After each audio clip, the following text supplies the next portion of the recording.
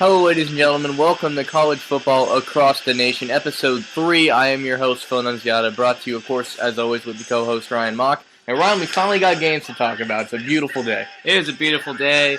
Week 1 was exciting. A lot of good football games, a lot of surprises, and I can't wait till week 2. I want to talk about surprises. I think the biggest surprise that nobody saw coming, we had 7 FCS, as otherwise known as Division II schools, beating out FBS Division I teams.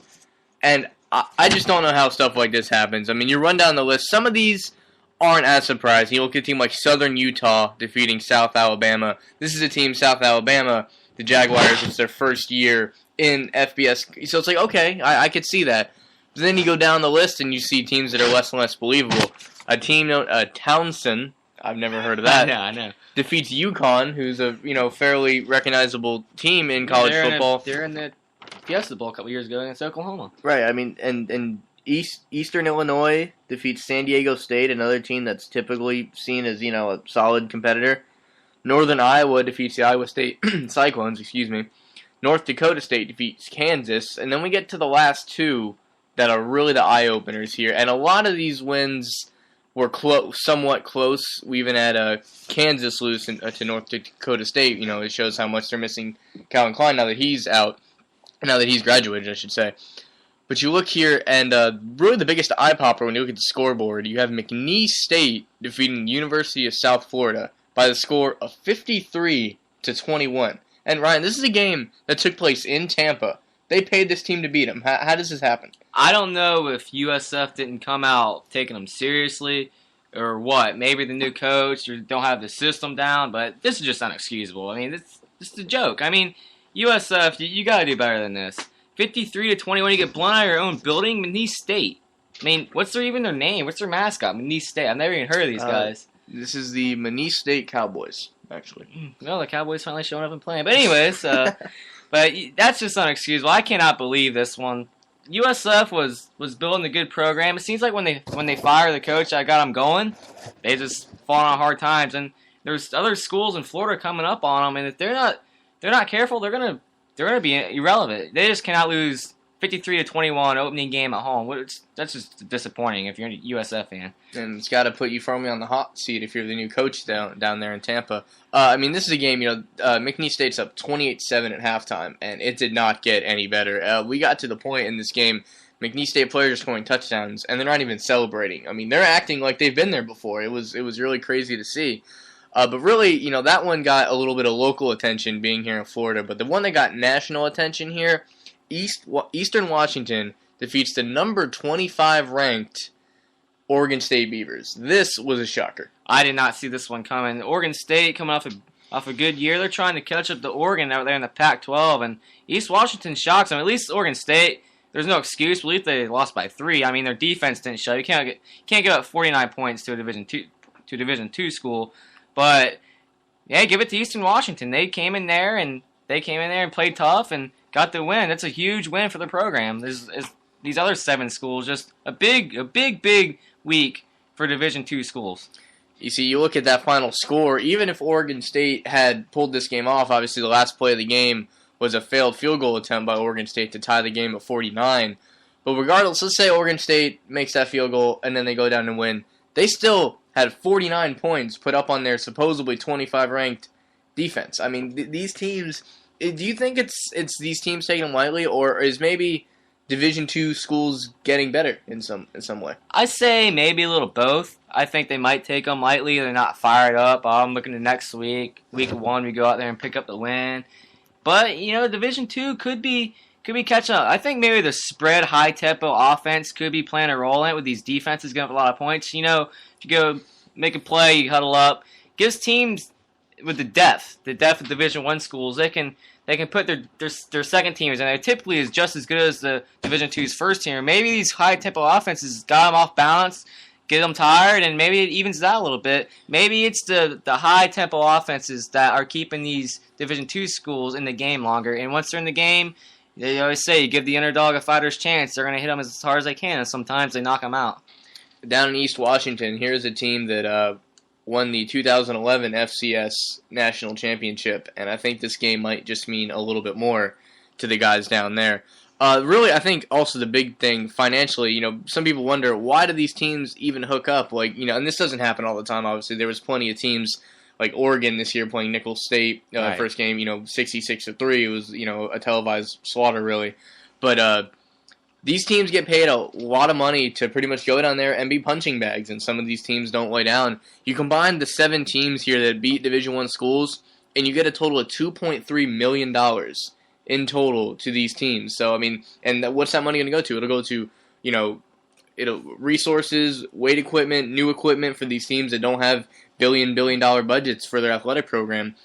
Which means, if you go out there and you beat these teams, they get rewarded, and I think it's a good system. It's huge for recruiting, too. These kids see that they're capable of doing this and that they're willing to play the big dogs. Division II athletes, maybe they get looked over a little bit, but hey, these guys, they come out to play hard, and it's a bit for recruiting, too, that they even take the chances to go out there and try to get their names out there in big-time games at big-time places.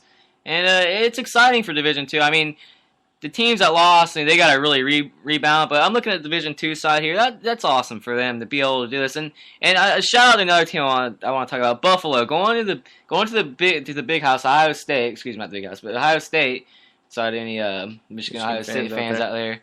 I know that didn't come out good, but anyways, going to Ohio State, and this is a 30-20 game late in the fourth quarter, and Buffalo got a strip. They were going to have first and goal at about the 2-yard line. Down by 10, possibly make it 3. There's a penalty on the defense, which I don't know. I didn't see it, but that's another team I like to give a shout out to. Good job going in there and showing Ohio State. What I talked about a little bit last week, if you listen to the show, I think Ohio State has a lot of work to do. But a lot of these Division II schools, good job. Way to come out and play hard. It definitely gives you that any given Sunday mentality. And I think, for those, if you're ever sitting there watching a game like Oregon's, up by 60, why are these games even played? We just gave you 7 reasons why. Now we're going to jump here to, these games were exciting and we didn't see it coming. Here's the game that we saw months ahead of time that was going to be, the unstoppable force and the immovable object. The game of the week, of course, we're talking about number 8 Clemson versus number 5 Georgia. In a game that the Clemson Tigers were able to win, which was really a great game, 38-35. And just as expected, this came out to a quarterback duel between Aaron Murray and Taj Boyd. Taj Boyd getting the better of it. Ryan, what did you see in this game? This is a great game. 2 teams are fired up. It's a great atmosphere down there in South Carolina. And it's what we thought. We thought that it was going to be a tough game. I personally thought Clemson would win the way they did in a war. Taj Boyd a little bit better. Georgia played tough. Hands off to them. They had a lot of young players on defense. And yeah, they gave up 38, but they hung in there with them. Georgia, I know they lost their star receiver, injured. They still got a lot to look forward to, but for Clemson, you talk about the ACC, maybe catching up to the SEC a little bit, and Clemson trying to put that year together, and this is a huge first step, able to beat Georgia in what was a great game to open up the college football season. Well, we pretty much both said, this was going to come down to what quarterback played better, and though both quarterbacks played, one played good, the other played great, is the way I look at it. Aaron Murray, 20 of 29. 323 yards, no touchdowns, and an interception. They got a lot of their scoring on the ground. Taj Boyd, 18 of 30, so, less completion percentage, a little bit less yards, but he scored when it counted. He had 270, but he had 3 touchdowns and didn't turn the ball over. I think that may have been the difference. Yeah, as a quarterback in big games, you got to take care of the ball, and Clemson hits them fast. They might go a drive, they might go a quick 3-and-out because they're such high tempo, but when they get it rolling on a drive, it's like bam, bam, bam, down the field, put 6 on the board, get you off balance, get you fatigued. Clemson is for real, ladies and gentlemen. If people who wasn't sold on coming into the season, I think this game should turn your head. Their offense is dynamic. Their defense is going to get better. They still got some work to do on that side of the football, but their offense is going to give them a chance to win any game, keep them in the game with anybody. And it was a very, very big win for Clemson. And that's 2 SEC opponents dating back to last year in a Chick-fil-A Bowl, and they beat LSU. They come out week 1. Big hype, and they produce with a close win at home over the Bulldogs. Yeah, I guess what it comes down to is Taj Boyd was able to outplay Aaron Murray. Having 3 touchdowns through the air, and he also contributed 2 more on the ground. The run game for both these schools, I was surprised. Both teams rushing for well over 200 yards, and both having a single running back each that went well over 100. So the run game was there. So I think it really did come down to who managed the passing attack better. And Taj Boyd getting 3 in the air, into the end zone. I think that was definitely the difference. Yeah, he was able to spread the ball out too as playmakers. They have an embarrassment of riches as you can say down there in Clemson. Sammy Watkins, he broke that big run. They're 7-7 there early in the game. Taj hits a 7-yard post and he just puts his head down and runs through a man and he's off to the races. Clemson can do that. That's what scares you about them. They can strike at any moment, any place in the field. And like I said, Georgia played tough. They still have a season to look forward to. But if you're a Clemson Tiger, you got to be excited. And when you talk about Clemson, a lot of people call it Clemsoning. I mean, they'll beat Georgia and they'll go out and lay an egg against Wake Forest or something, an ACC opponent. That's not up to Georgia's capability. But this year, I see things different. I see senior leadership. Dabo Swinney has his boys down there fired up, ready each and every week. And if you don't think Clemson's going to be in a national championship hunt every week or in Taj Boyd in the Heisman hunt if he stays healthy, I think you're mistaken. Right now, Clemson, if you ask me, is probably, in my opinion, the best team in the nation, at least offensively. Defense, they still have work to do, but with that offense, they're going to be able to beat any opponent any given day, and they are very dangerous. Yeah, the term Clemsoning might take a different meaning here if Taj Boyd and the rest of those guys have anything to say about it. The other big game that we had this past week, we had number 12 LSU versus number 20 TCU in the Cowboys Classic down there in Texas. And this is a game where, going into it, me and Ryan pretty much agreed, if LSU is going to pull this out, Zach Mettenberger had to grow up as a quarterback, and I think we saw some growing up this past weekend. Oh, absolutely. We talked about LSU being a defensive-oriented team, and their defense keeps them in a lot of games. Well, yeah, this year we said we don't know if they'll be able to do that because they're young defensively, and they give up 27 points. That's not LSU defense. And let's be honest, if this was last year LSU team, they get 27 put on. I don't know if they win it. And Mettenberger really impressed. He stepped up, didn't make any big mistakes. He's able to control the game. And LSU, I believe they opened their offense up a little bit. They let him throw. Usually they're I formation, run it down the field, try to control time. Where 32 pass attempts. They gave him the chance to make the difference. They definitely gave him the chance to make it, and he produced. And that's huge for LSU. Like I said, they're gonna have to get better offensively if they plan on winning an SEC title this year.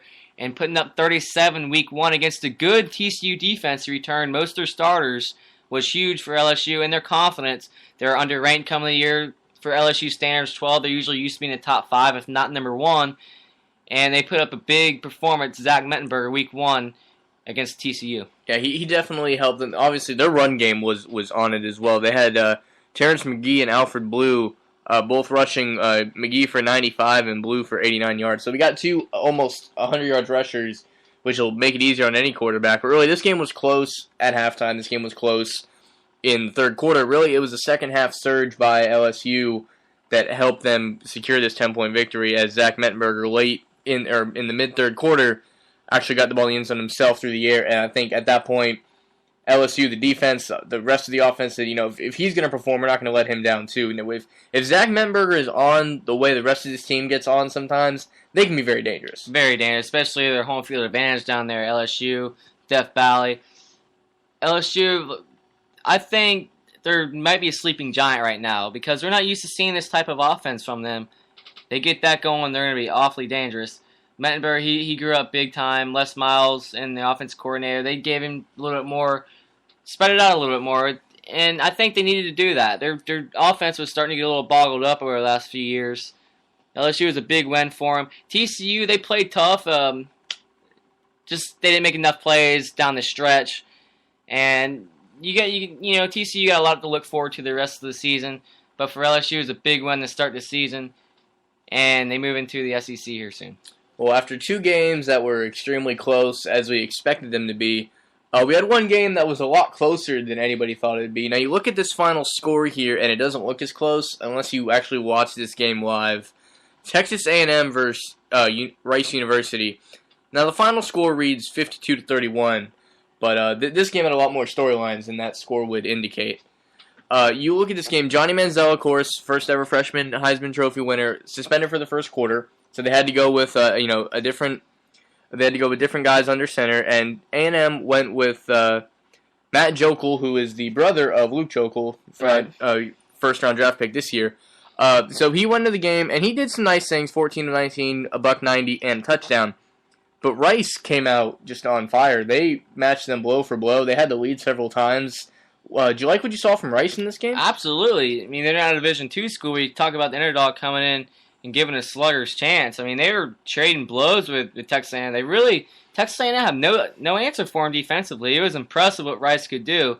Texas A&M on their side, you have to be concerned. Yes, you have Johnny Football. You're going to have for the rest of the season, barring he stays out of trouble and injury. You can't give up 31 points to Rice and expect to be a national championship contender, especially at home. You're going to get more powerhouse offenses than Rice. I don't know if they weren't ready to go or if Rice was just that good. I was definitely surprised. I thought A&M, even without Johnny Manziel, would be able to put them away early. I didn't even know if Manziel would get in the game. I figured it would be a blowout by halftime, but Manziel, what we saw, he came in and he was Johnny Football in multiple ways, but he was able to spark the team, and that's why Texas A&M loves him. You see, at halftime, this game is 28-21. A&M is barely holding on to a lead, and you have to really give most of this credit to Rice tailback Charles Ross, who had 107 yards and 2 touchdowns. This guy was putting his head down on people. He was knocking the hell out of kids. He was just I have never seen someone just go in this situation, and he just ran with no fear, and it really showed. I think that's mostly what sparked Rice in this game. And then as you said, you go in 28-21. You're up by nowhere near as much as you thought you would be, and then in comes Johnny Football. And the interesting thing is he was on the sideline. The camera was on him the entire time. A couple times A&M scored. He went to run on the field to celebrate with his teammate. Actually, a referee had to pull him onto the sideline because he, was not physically allowed to be on the field, whether it be during a play or in the middle of a play. He physically was not allowed to be on the field. So we had to stare at him on the sideline with his little towel over his shoulders and just kind of sitting there watching the game. And then he gets in, and he looked like he was, he was chomping at the bit to get in there, and he came out, led them down to a field goal on his first drive. And then after that, he just went off in more ways than one. Yeah, he was on fire. He was what you expect from him coming as what you come to expect from him. I mean, he was flying all over the place, making plays. And no disrespect to Jokel, but you could see the whole football team, not just offensively. You could see defensively. They held him to 10 points in the second half. Mm-hmm. They gave up 21 in the first. Something about Johnny Football when he gets in the game, he just lifts the whole team around him. And he's going to have to do that a lot more. He's going to have to stay out of trouble and stay healthy. But, I mean, you can say what you want to about the kid. He is one hell of a football player. He excites me. He's by far, in my opinion, the best player in the country. He can throw it, he can run it. He's just dynamic. And, yeah, he maybe has to tune it down, but I think the national spotlight that everybody casts over him about his off the field and his jarring, I think that fuels his fire. And, you would think, you look at this game, you say Johnny Manziel, he gets in there, goes 6 of 8, 94 yards, 3 touchdowns, runs around. That should be the end of this story, and we should be looking for week 2. However, there's a whole other aspect to this game that we have to get to now. Johnny Manziel, we talk about for you baseball fans, you used to hear Manny being Manny. I think we're starting to see Johnny being Johnny because he goes out there with a lot more taunting. He actually got pulled out of the game before the fourth quarter even started because of his taunting. He was acting like he was signing autographs. He had his hands in the air, like counting money. Some things that their coach definitely didn't take kindly to and pulled him out of the game. As a fan, I thought it was hilarious. I did too. But from a coaching standpoint and from an organization standpoint, you can't, and for those that really heard the conversation, after he scored his first touchdown, he walked up to 2 Rice defensive linemen and said, "Hey, you want an autograph? They're free." Oh, wow. and some stuff like that you just can't do. It's like if you get in trouble for something, there's such thing as too soon. You can't make jokes about it immediately. Time has to pass. And keep in mind, this is his first quarter being in the game. And people talk about, he's worth it as long as he's producing. This kid scored 3 touchdowns in under a quarter. You can't deny that performance on the field. Yeah, you come with everything that surrounds him, but on-field performance, he makes Texas A&M a very good player for a national championship. Kevin Sumlin, he's trying to rein him back a little bit. He don't want his leader of the football team being able to do whatever he wants to and there be no consequences. He's trying to show him in front of his whole team, hey, you can't do this, and everybody else will know that. If you get on your A man, the B man's not going to follow up, and he knows how he'll get on him. But like I said, I think Johnny Manziel enjoys the attention. I think he enjoys the other surrounding hype around him. I think it fuels his fire. I believe when he goes to bed at night before a game, he's like, I wonder what I'm going to do to get in the defense's head this week. I wonder what I can do to get my name on ESPN all over the place. I wonder what I can do to try to win another Heisman Trophy. I think Johnny Manziel embraces it. He is a hell of a football player. He puts his guts on the line for his team. You can't say, that's one thing you can say. Like, you can talk about other people, maybe that have off the field situations. They bring it on the field, and like a prima donna wide receiver, oh, I ain't getting the ball, I'm not going to run 100%. This kid plays his heart out every week, and I respect that. He came in there, gave him the lift, he was fired up, and if you're Texas A&M, you just hope that he can keep his attitude in check a little bit and use it on the football field. But he is exciting. He's one of the most exciting players I've ever seen in college football. I mean, really with him, it reminds me a lot, this is going back a few years, but when Chad Johnson really hit his stride, with the Bengals, and it reminded you of when you're in the grocery store and there's a little kid screaming his head off, and you look, there's a parent that can't control their kid. That's what it looked like with the Bengals, because Chad Johnson would do whatever he wanted, and the Bengals can only do so much. And right now, it's a little bit different because this is a student, he's not a paid professional. But, I mean, really, for the people that don't like Manziel and don't like what he's doing, they see him as that screaming kid in the grocery store, right, and they see Texas A&M as there's a parent that can't control their kid. Well, I think that college football fans that don't like it are going to have to get used to it, especially in the SEC. You think about the programs on it, like, for instance, Alabama, Nick Saban, the way they play. You wouldn't put up with something like that. Just think when Alabama goes there in a couple weeks. I am so excited. He already got him once in Tuscaloosa, and last year, you know how good Alabama was. Imagine if he gets them again, and then he starts doing the extracurricular stuff. Imagine how much under the skin of the players, the coaches, the fans he's going to get into. It's going to be exciting in a couple weeks. Obviously, I have some more business to handle before that, but I cannot wait until that game. If Texas A&M, they have to play better defense, there's other stuff that they're going to have to improve around, but just on talking about Johnny Manziel, I cannot wait for that matchup. I want to see Johnny Manziel beat Alabama and then autograph a football and hand it to Nick Saban. Anything short of that is going to be a disappointment to me. Anyway, moving on. So you're going from former freshman star Johnny Manziel, who looked, amazing all of last year. And it looks like we might have a similar story down south a little bit more with Florida State Seminoles and their, and Jameis Winston, his first start against Pitt Panthers on the road. I don't use the term perfect performance. I use it rarely, if ever. And I think this merits I'll say this was pretty much a perfect performance. I don't see how you could do any better than what Jameis Winston did Monday night in Pittsburgh. That was impressive, especially after they got down 7-0. Pittsburgh takes the opening drive. Yeah, they just went right down. They hit FSU right in the mouth.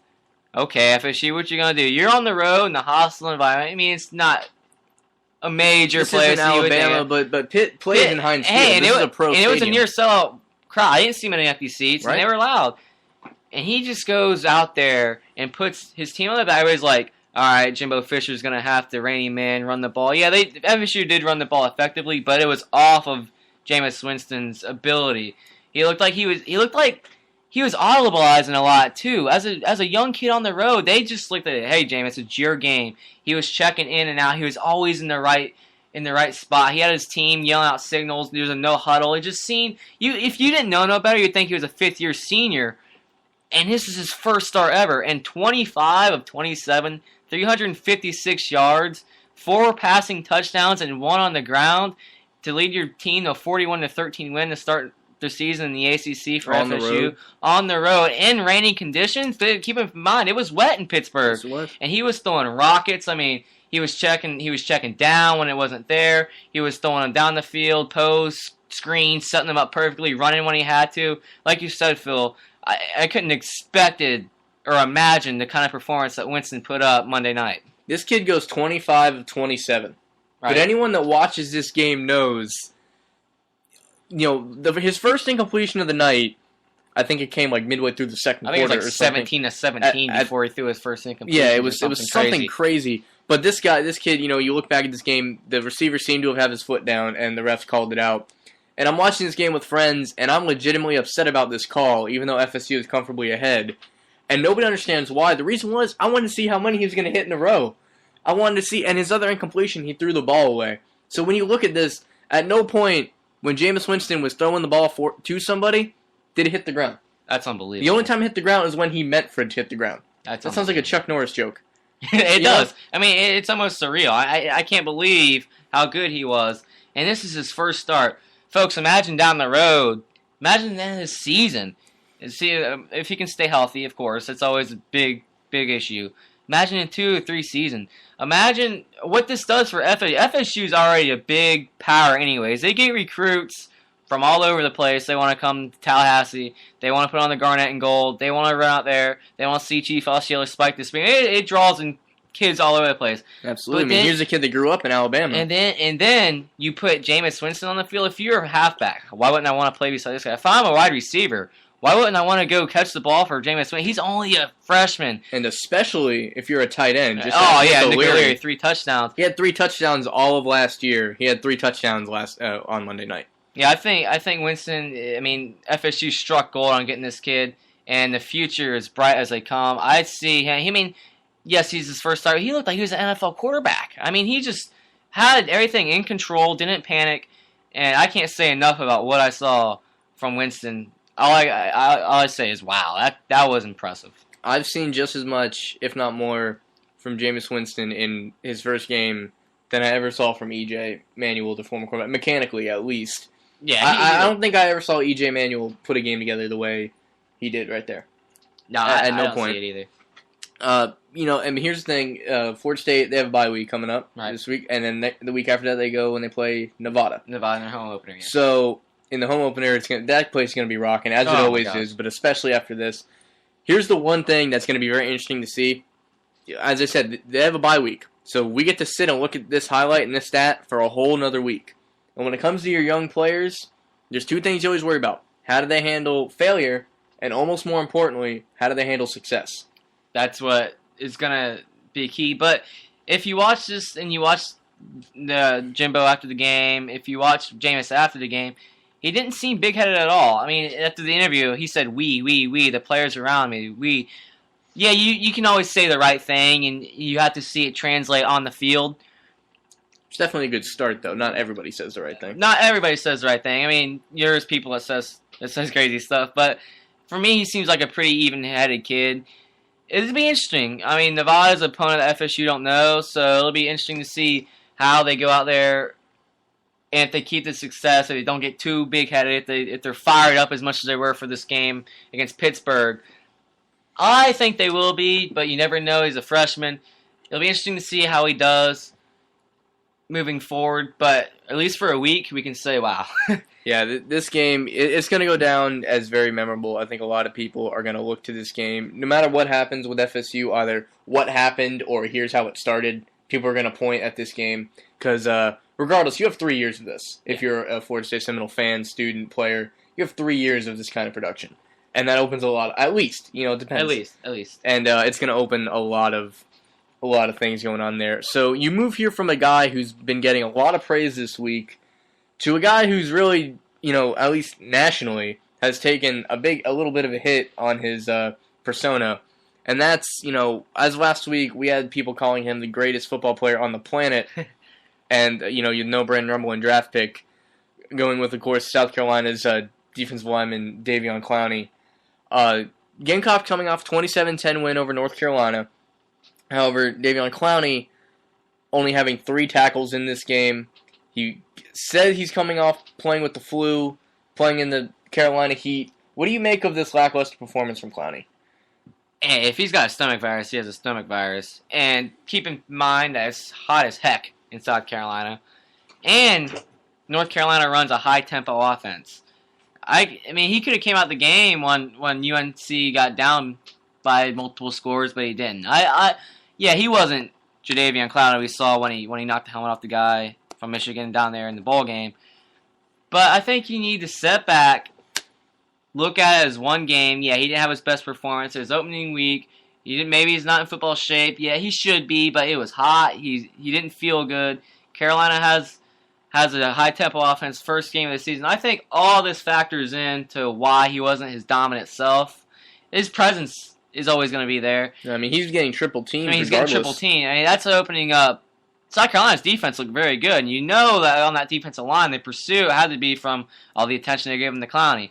That's any dominant defensive player. That's why they're so valuable.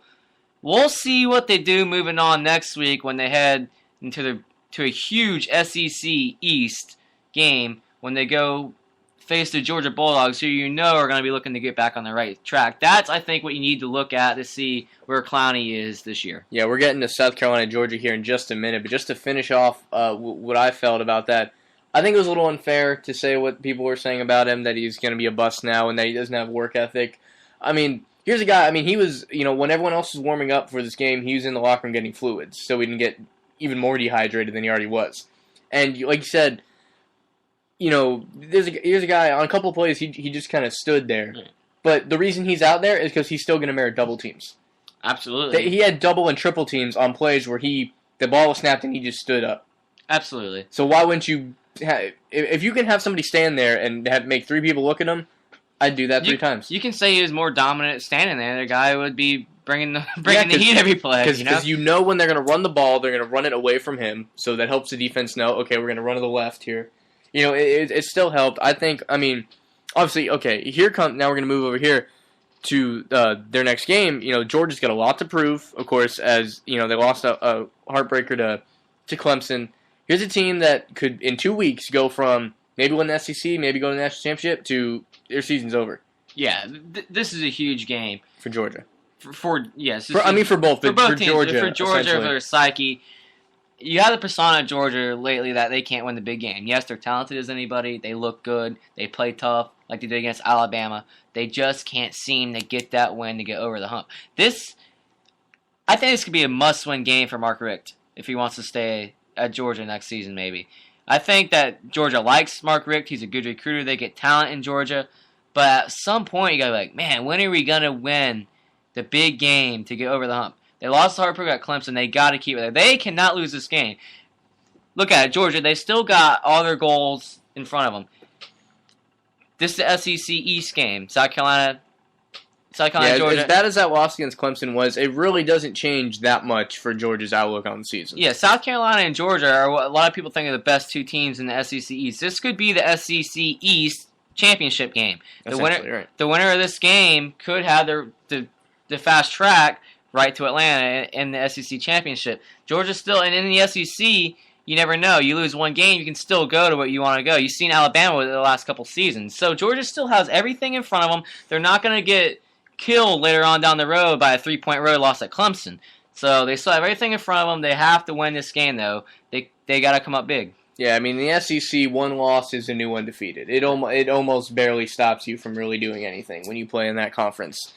And you look at this game, and first off, who put Georgia's schedule together? It must have been a Gator fan. It must have been, someone who does not like Georgia, because I've never seen anybody have to start the season the way these guys are starting the season. And they get LSU in a few weeks, too.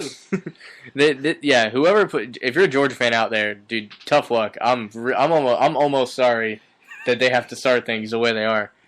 But like you said, it's a statement game for both teams, really. Javion Clowney, if he goes out there and he plays lights out and he has 10 tackles, a sack, and a forced fumble, or something crazy, people forget about it. It's like, okay, he was sick. Here he is. He's back against number 11 team in the nation, wreaking havoc. And I think that's what people want to see to him. If he plays decent, people are gonna quiet down, but there'll still be talk. But if he has another four tackle game, it's gonna get a little aggressive on the way people talk about Clowney. Yeah, me personally, I think he's going to have a big game. He's just too much of a freak. Which one do you want to do next? I think he's just too much of a freak. He's going to go out there. He's going to have a big game, in my opinion. And even he doesn't have to go out there and play unbelievably. He just needs to play good, and the South Carolina defense around him is going to be able to help him out. But I look from a big game from Clowney. The outcome of this game is going to be huge. I have it going down to the neck. I cannot wait to watch it. I'll be tuned in for South Carolina and Georgia on Saturday. Who are you picking if you got to pick somebody? Man. I'd probably no, I'm gonna go with Georgia. You know what? I think Georgia. I think they got a lot to prove, and they're at home. And I think Murray Senior at home. It could go either way. But if I had to pick somebody, I would probably say Georgia by maybe a field goal late. Yeah, it's hard for me to. I picked Clemson last week, much like you did. I can't pick against Georgia twice in a row. Like I don't have it in me because they're too good of a football team, really. South Carolina, they're a pretty good team.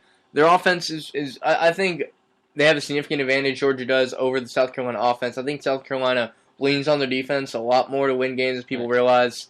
It's a game that I got to go with Georgia. I think it'll be close. I think Clowney could have a big game, but still Georgia can come out and win. Right. Moving on here to the next game, and this is probably the biggest game talked about where we're from, down here in Florida. We have the number 12 ranked Florida Gators against the Miami Hurricanes for the first time in 13 years. We were 8 years old the last time these people played, so you can do the math there. That's crazy. And this is a game, again, we haven't seen in many years, but it brings a certain old school rivalry back in a way, because you bring it back to when Miami was in its heyday, and Florida was trying to get there too. Now it's almost flipped. Florida's been the big dog for a while. Miami's trying to get its back. It's almost role reversal here, and it'll be really interesting to see this game at high noon on Saturday. I'm going to be tuning in this one. I cannot wait to watch Florida and Miami. And, of course, the state of Florida, what these games mean, in-state games between the big three for recruits. Miami's fourth in the nation in recruiting for next season's class coming in. That's higher than Florida, believe it or not. If Miami wins against Florida on Saturday and they already have a higher recruiting class, that's going to do wonders for Miami going into next season recruiting. Al Golden has turned this program around. Florida, they're a good team. They got a great defense. They're going to play fundamentally sound. Florida, it's a big game for them too. They want to keep Miami down as long as you want to, as long as you can. It's going to be a good game. It's a huge game for Miami. If Miami wins this game, they're on the fast track, I think, to getting back to relevance. And I think they win this game, they will crack, of course, the top 25 at least. Yeah, because they're right on the cusp anyway. Mm-hmm. They got to be top 30, I'd say, if the rankings went that. I think well. they're a much better team than that. I really do. They got an explosive offense. Yeah, they win this game. They're a clear-cut top 25 team, and because with Florida here, this is a team, and I think the most exciting thing about it is, again, these guys have not played in so long. They don't really know what to expect. How much, they played in 2001. And then before that, they haven't played since 1987. That's crazy. How much film are you watching on these guys? Not a lot. What are the chances you're going to play them? Yeah, I know exactly. We'll see which team's better coached. I think Al Golden, Muschamp, I think they're two tough coaches. They like discipline. That kind of sounds crazy, Miami discipline. But if you watch them, that's the way they are. They like to play physical. Their defense is going to have to show up. Florida, on the road, their defense is going to be able to keep them in the game. But I think they're another one of those SEC teams that actually have to show some offense to win the game. Miami has an explosive offense. Yes, Florida plays great defense. They're going to get takeaways. But I think we're going to have to see Jeff Driscoll maybe put the team on his back for a change. Let's face it. He's a good quarterback. What can you say? Jeff Driscoll's the reason Florida went out and beat somebody big. Yeah, you can't say it's defense, it's special teams. It's the run game. It's the run game. When they do it seems like Florida will get a big punt return or a big pick, and they'll set with good field position and they're able to hit a play action. Driscoll's going to have to put the team, almost like Mettenberger, as we said for the TCU game last week with LSU, he's going to have to put the Gators on his back a little bit because Miami has a great offense. Stephen Moore, they're underrated. Stephen Morris has a cannon of an arm. He can run. It's going to be hot down there. Florida knows all about heat. Yeah. But their defense is going to get worn out a little bit with Miami's pace. Driscoll's going to have a big game if the Gators plan on winning this game. Yeah, the heat factor, I think it kind of neutrals out considering both these teams, right. Florida teams. And, like you said, Miami, Stephen Morris, Duke Johnson, the running back, they got a lot going on down there in Miami. And, you look at this game, look at Florida's last week game. Both these teams played, lower-level schools, FAU for Miami. They won a pretty big game. Florida, as you said, their offense can concern people. They only put 24 points up on Toledo. Toledo's not terrible. But, they only gave up 6 points. But Toledo's defense is not why people would watch Toledo. It's their offense. Right. So while they shut them down, they only put up 24, most of which are on the ground. I might give a slight edge to Miami because they have more to prove. I think so. But Florida, I think it's going to come down to defense, like you said, the quarterback play. They're going to need at least 24 points to win this game. At least. If Miami plays a clean game, a disciplined game, if they don't put the ball on the ground a lot, because that's how Florida wins. They like to turn it. Really, Florida, it's crazy to say because we're used to Florida being high-powered all over the field. They like to play sloppy football games. If you watch their games, they're sloppy. They like to create havoc in the backfield. They like to get you guessing on offense. They like to turn you over, and then they take advantage of the turnovers. You saw a couple of times last year. Look at the LSU or the Louisville game in the Sugar Bowl. Louisville played a clean game. They beat them. That's going to be huge for Miami. Now, is Miami disciplined enough? Are they good enough? Have they grown up enough to avoid this big turnover to win the game? It's going to be a great game. Miami will be packed down there in Sun Life Stadium. Which we have not seen in a long time. I mean, they pack it out every now and then when Florida State comes to town or something, but you don't see the excitement hasn't been down there at the U in a while. And right now, like I said, they're the number 4 recruiting class in the nation. That's higher than what Florida is. If they can win this, that's going to be big for recruiting. I guarantee you there's going to be a lot of recruits at the game. That's just like, where do I want to go? Miami, Florida. It's a huge game. I think it's bigger a little bit for Miami because they're trying to prove themselves. Florida's always going to get recruits. Miami's down a little bit, but they're on their way back up. They can win this game, will springboard them maybe back into national conversation of being a big dog again. Yeah, there's just so much talent to be had in Florida that you just got to get the right ones because everybody looks good in high school down here. Yeah. You know, when it comes to Florida talent, you really got to be careful who you get. And Miami is as you said, number 4 recruiting class. You know, they're getting back to it, and I can't say I'm thinking Miami's going to win this game, but anyone who thinks we're going to get 24-6, I don't see it happening. I don't know who's winning, but I don't give either team 10 points, 10-point spread. I don't think anyone's winning by more than 10 points. I don't either. It's going to be a dogfight for 4 quarters. So we have one more game here to go over here, and this is one that Ryan seems to be particularly excited about because yet another game we have not seen, for a little while here. We have Notre Dame versus Michigan. And Ryan, I'll let you take the lead on this one. Folks, Notre Dame and Michigan's first game was 2 years after the motor vehicle was created. That makes Florida-Miami's hiatus doesn't seem too long. And Brian Kelly at Notre Dame comes out and says, this is not a big rivalry game. These are 2 of the most historic teams in college football. How in the heck can you say this is not a big rivalry game? Michigan, Notre Dame, you see it all the time. You take a look at all the big matchups through the years between these guys. Notre Dame's ending the rivalry, going to play more of an ACC type schedule. They'll play the ACC a lot, but be an independent, which I don't know. It doesn't make much sense to me how they can just play a conference but not be in the conference. That doesn't. Anyways, that's a different topic for another day. But this is a huge rivalry game. You look at, it's northern part of the country, north central part of the country a little bit. The recruits from a lot of people from that area, Michigan or Notre Dame. It's like down here in Florida or in the SEC. Who wins this game? They're gonna go to it. That'll be a big decision. Yes, it is a big game. And if you're a Notre Dame fan, you got to be concerned going into Ann Arbor for the last time in this rivalry. They play again next year in South Bend, and that's it for a while. That's it. That. You got to be concerned. And you have your head coach. And these kids hear what their head coach says, oh, this isn't a big rivalry game.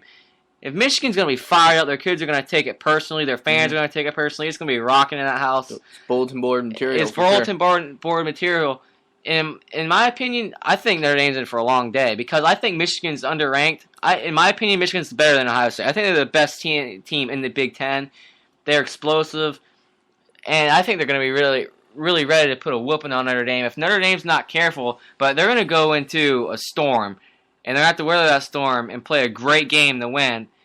I don't know why Brian Kelly always say this isn't a big rivalry game. Yeah, that's just the point I wanted to make in this one. Yeah, I think the Wolverines are going to go there against Notre Dame, and they're going to prove how big of a rival they can be. This is a game, 2 ranked opponents.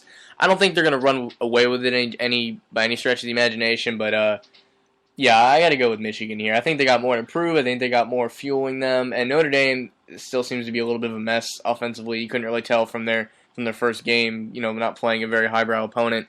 But I think Michigan is just a more complete team, and I think it'll show by the fourth quarter. I do too. And being at home and bulletin board material, and their last game, anytime Notre Dame comes to town, it's a huge game. This is the last time Michigan's going to get to play them at home. Their fans going to be fired up for it. Home field advantage, it's crazy there in the big house when it gets rocking. You think it's going to be a close game. I actually wouldn't be surprised to see Michigan beat the crap out of them. That's just my opinion. But you have to watch it on Saturday. A lot of big action, a lot of great games this Saturday, and I can outwedge all of them. Yeah, I could see them running away with it. I think Notre Dame at bare minimum is going to do enough to keep it respectable. Right. But like you said, this is 2014 is the last time we're going to see this for a great while. Which, another quick note on Florida Miami, anyone that's really going to enjoy this game, there's both athletic directors are pretty far apart on making it a consistent game again. Florida's AD is really playing hardball for whatever reason to keep this a consistent game.